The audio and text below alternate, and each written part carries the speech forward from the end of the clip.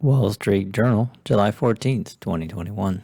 U.S. inflation continued to accelerate in June at the fastest pace in 13 years as the recovery from the pandemic gained steam and consumer demand drove up prices for autos, airline fares, and other items.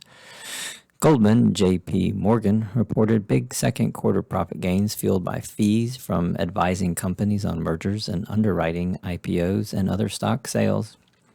United States stocks declined from records set the previous session, with the S&P 500, Dow, and Nasdaq losing 0.35%, 0.3%, and 0.4% respectively. Talks for Broadcom to buy SAS Institute have ended after the founders of the closing-held software firm changed their minds about the sale. Norwegian Cruise Line sued Florida's Surgeon General, challenging the state's barring of business from requiring proof of COVID-19 vaccination. China's top market watchdog approval Tencent's plan to privatize search engine affiliate Zigao in a deal valued at around $2 billion. Google was fined $593 million by France's competition authority for allegedly violating orders to negotiate paid deals with news publishers. Musk, wrapping up 2 days of testimony, told a court that Tesla bought SolarCity to become more than a car company. Vanguard is buying Just Invest, a smaller investing startup that helps financial advisors build personalized portfolios. Worldwide, new COVID-19 cases are on the rise in a number of states across the U.S., worrying health officials and epidemiologists as many Americans remain unvaccinated and the highly transmissible Delta variant of the coronavirus spreads. Democrats on the Senate Budget Committee agreed to roughly $3.5 trillion in spending for their broad health care and anti-poverty plan, determining the scope of the party's expected efforts on a range of issues. Biden blasted efforts in Republican-controlled states to tighten voting rules and called on Congress to advance stalled legislation.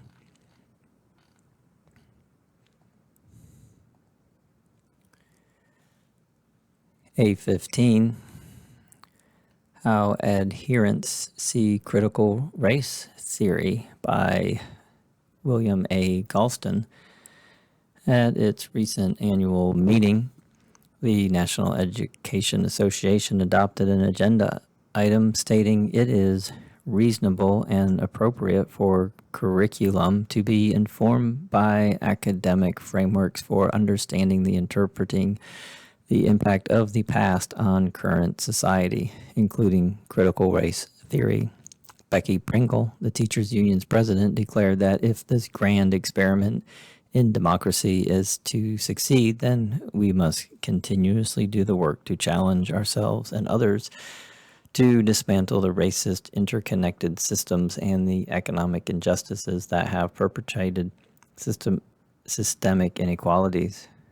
Asked about the NEA's decision, White House Press Secretary Jen Psaki said that President Biden believes children should learn about our history, including the view that there is systemic racism that is still impacting society today. With this statement, Mr. Biden has plunged headlong into a roiling national debate about critical race theory, and it isn't clear he can win it. The issue has become central to the cultural agenda that Republicans hope to ride to victory in the midterm elections.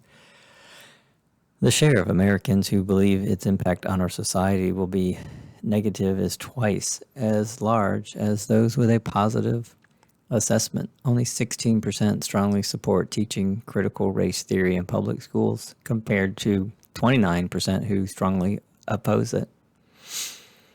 Between February 1 and June 13th, Fox News mentioned critical race theory more than 1,300 times. Christopher Rufo, a young conservative activist who was instrumental in persuading President Trump to issue an executive order restricting diversity training throughout the executive branch, has a remarkable effective strategy. It's no secret. In a well-known tweet, he described his plan for turning critical race theory toxic by putting all of the various cultural insanities under that brand category, end quote. The evidence suggests that so far, Mr. Rufo is succeeding. Critical race theorists who have written extensively about the power of narratives are losing ground to a counter-narrative focused on stories drawn from the workplaces. Universities and public schools and states across the country are busy enacting bills banning it in K-12 education. Still, relatively few Americans, including those who regularly denounce it, know much about critical race theory is. It originated in law schools in the 1970s and since become a sprawling movement. To find out more about it, I turned to Critical Race Theory, an introduction, co-written by one of the movement's founders, Richard Delgado. He writes that critical race theory questions the very foundations of the liberal order, including equality theory, legal reasoning, Enlightenment rationalism, and neutral principles of constitutional law, end quote. It builds on critical legal studies and radical feminism, the work of European theorists such as Antonio Gramsci, Michael Foucault, and Jacques Derrida, and the American radical tradition, including the Black Power and Chicano movement of the 60s and early 70s. Mr. Delgado and Jean Stefanik proceed to describe the key tenets of critical race theory. These propositions include the belief that racism is ordinary, the usual way that society does business, not aberrational, and that triumphalist history.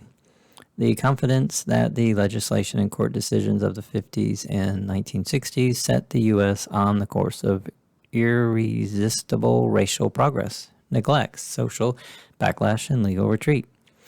Liberal approaches to racism, such as colorblindness and neutral policies, principles of law, can fix only the worst abuses.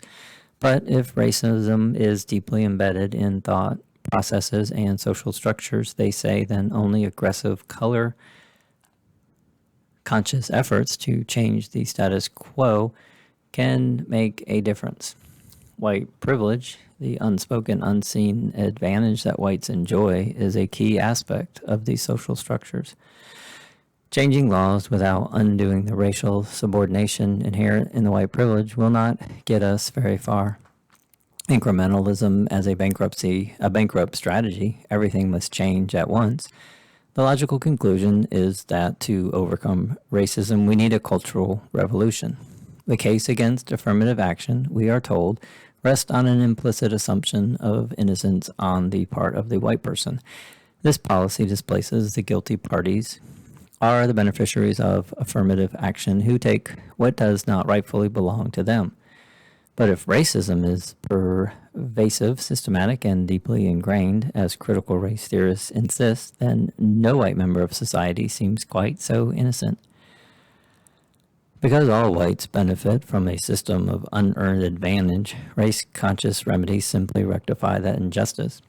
I have barely scratched the surface of this complex movement in these paragraphs, but one thing is clear. Because the Declaration of Independence, the founding document of the American liberal order, is a product of Enlightenment rationalism, a doctrine that rejects the Enlightenment tacitly requires deconstructing the American order and rebuilding it on an entirely different foundation.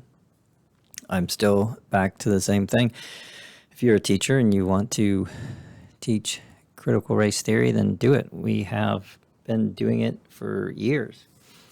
Any English teacher that has had their children read Uncle Tom's Cabin has the tool to do so.